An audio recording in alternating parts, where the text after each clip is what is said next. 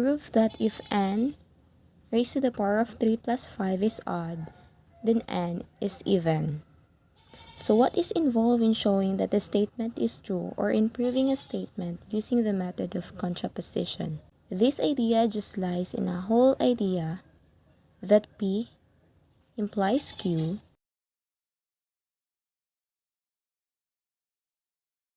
and it's contrapositive, not Q implies not P.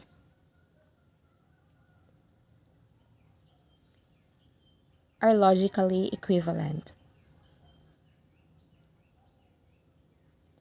So this is the idea we're going to use to prove that the statement is true.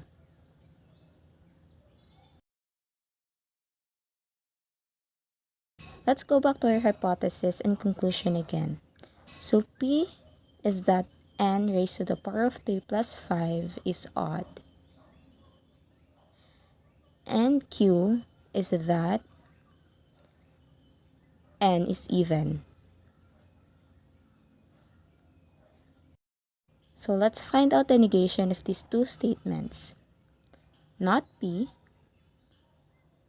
is that n to the third power plus 5 is not odd, which means that it must be even. And not Q, basically the negation of these statements. If n is not even, then n is odd. So what we're going to do is to show that not Q implies not P is true.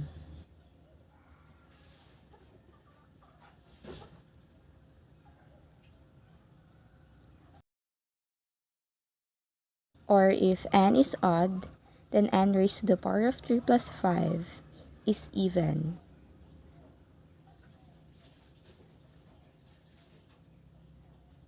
And that's our goal.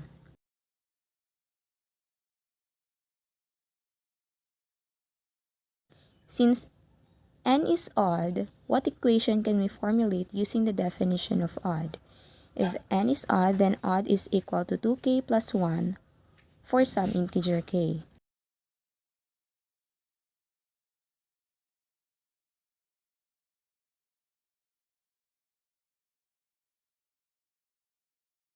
So let's find out what n to the third power plus 5 is if n is equal to 2k plus 1.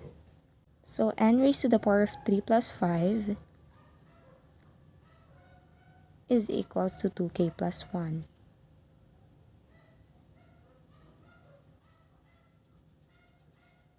Raised to the third power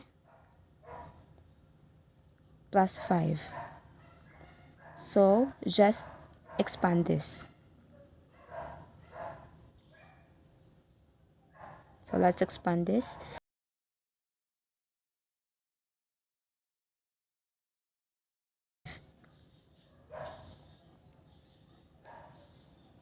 First, you multiply the first and second term. Then it becomes 4k squared plus 4k plus 1 times the quantity of 2k plus 1 plus 5. And multiply it again to the third term.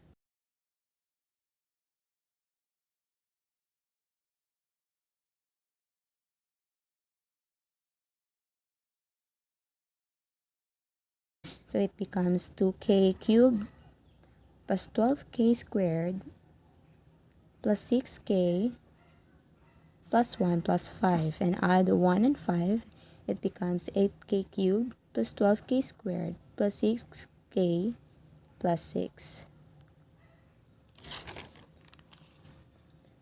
So n raised to the power of 3 plus 5 is equals to 8k cubed plus 12k plus 6k plus 6. Then these four terms are all even. Like to get factored out, 2 from them. So you go ahead and do that. So they have n to the third. These four terms are all even.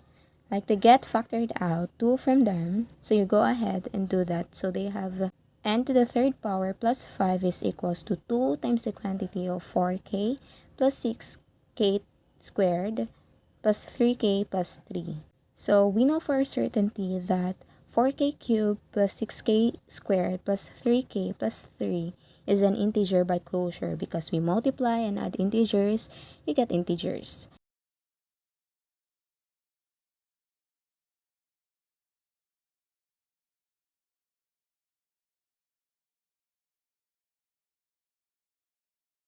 So we have that situation.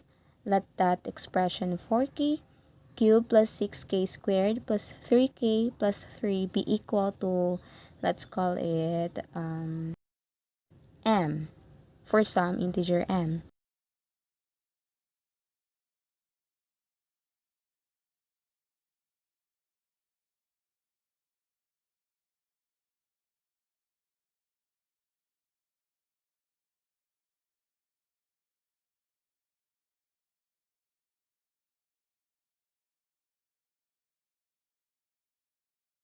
So now what do we have? We handle the situation where n raised to the power of 3 plus 5 is equals to 2m. And what does this mean?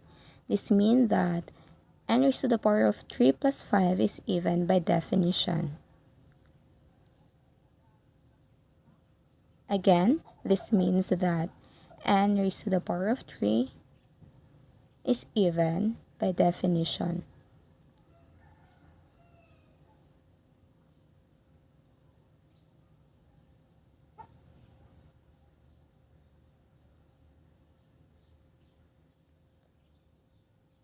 Since not P implies not Q,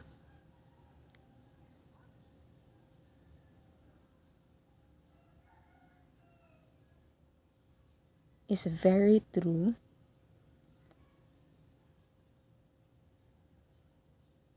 and follows that the contrapositive of this P implies Q is true.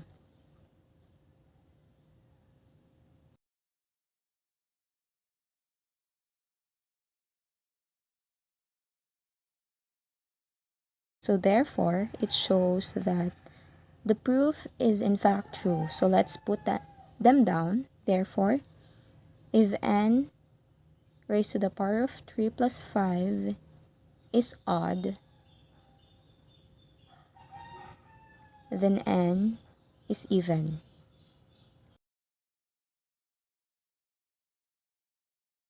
So that completes our proof by contraposition.